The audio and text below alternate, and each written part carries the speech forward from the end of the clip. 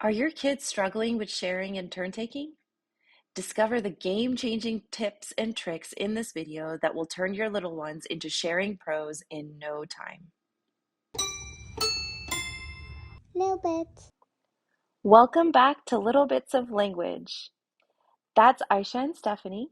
They're pediatric speech language pathologists who want to educate busy parents and caregivers about the process of speech and language development for kids. Today, we are going to learn all about turn taking and sharing. These are fundamental skills as communication is a two-way street.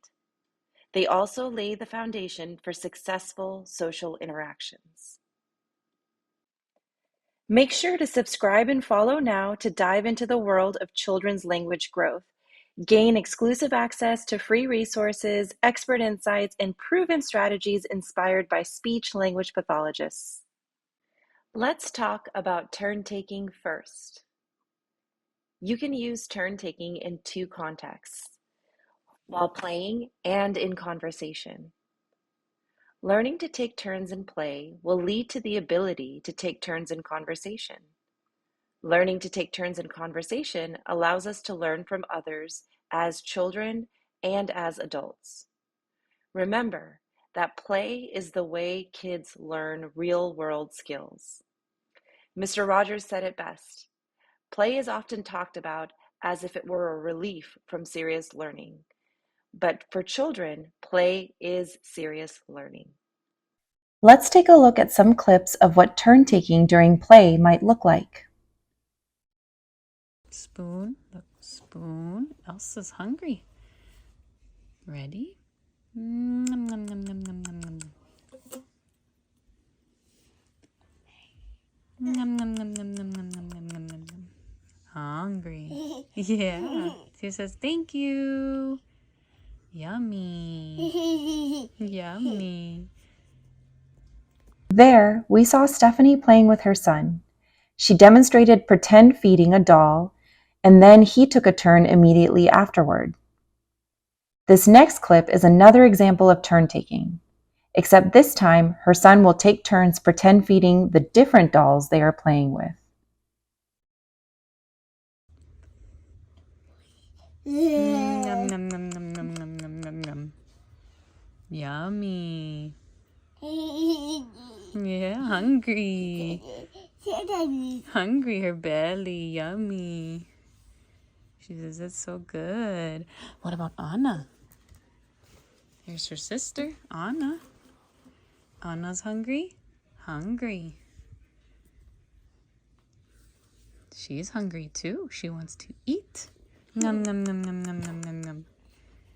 Nom nom nom nom nom nom nom nom nom nom. Hungry. Her belly. Hungry. Yummy in her tummy. Minnie's hungry. Hungry.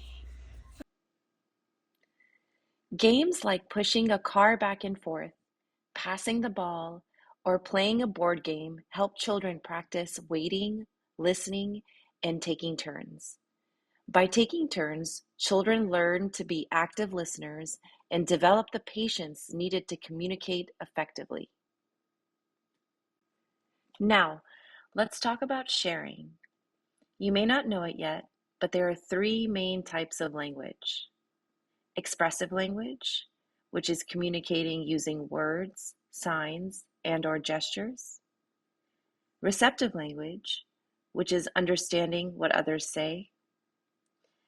And pragmatic language, which is using and understanding social communication.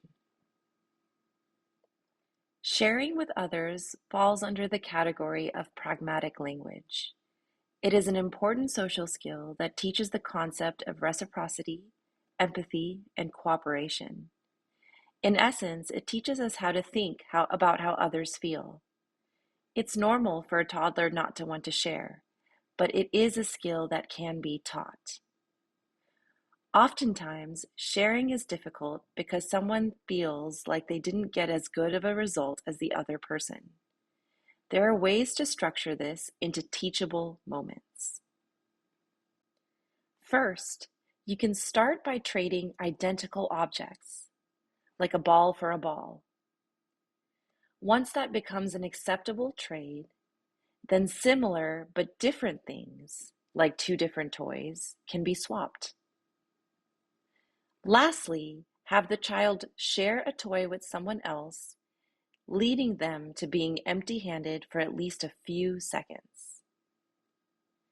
It's important to keep in mind that no one child develops understanding of these steps in the same amount of time, and they likely won't happen all in the same day.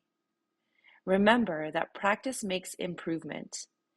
Keep at it and you will see results. Now let's see the steps in action.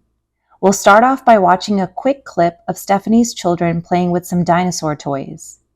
She is offering one to each child, and you can see that her youngest, who is 2.5 years old in this video, is having some difficulty with not having all the toys to himself. Yellow. That and sister gets that one. Yellow. Taika.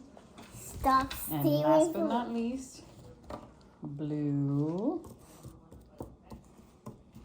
Blue to I'm Taika. trying to stand them all. Blue to sister. I got 2 of these. In this next clip, we'll see Stephanie start to demonstrate trading equal objects to her son. A dinosaur toy is taken from her son's play area, and another is being introduced as a means to trade similar toys. The child experiences minimal loss by doing this, but is learning to let go of something they are interested in.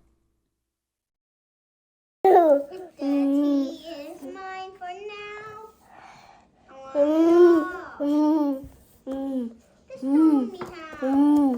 want it all. Just show me how. I want it all. Just show me how. I want it all. You could see that her son was initially concerned and is closely watching where the dinosaur toys go when she grabs them from his area. And she was making sure to make the trade as quickly as possible to help him connect the concept of taking one and giving another of equal value. In this next clip, we see Stephanie initiate trading of objects that are different, but are still items of interest to her son. Although both toys are interesting, he is being asked to let go of something he originally wanted. I want it all. Now I want this dino. You can have a car. There you go. One more car. We're not going now. One car. So. Red dino. Here comes more dinos. On. Boys turn. I More. want it all. Show me On. how. I want it all. Just show me how. On. Show me how. On the car. I want it all. I want it. You could probably see that Stephanie's son initially becomes frustrated.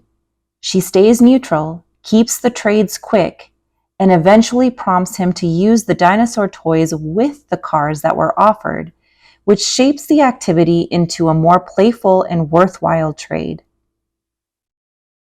This last video example shows the final level of sharing, and that is when the child is empty-handed for a few seconds after taking the item they originally wanted.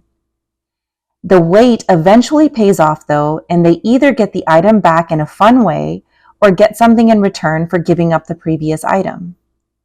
You'll notice that her son tolerates being separated from the toys a lot better than the first clip we watched. Yellow.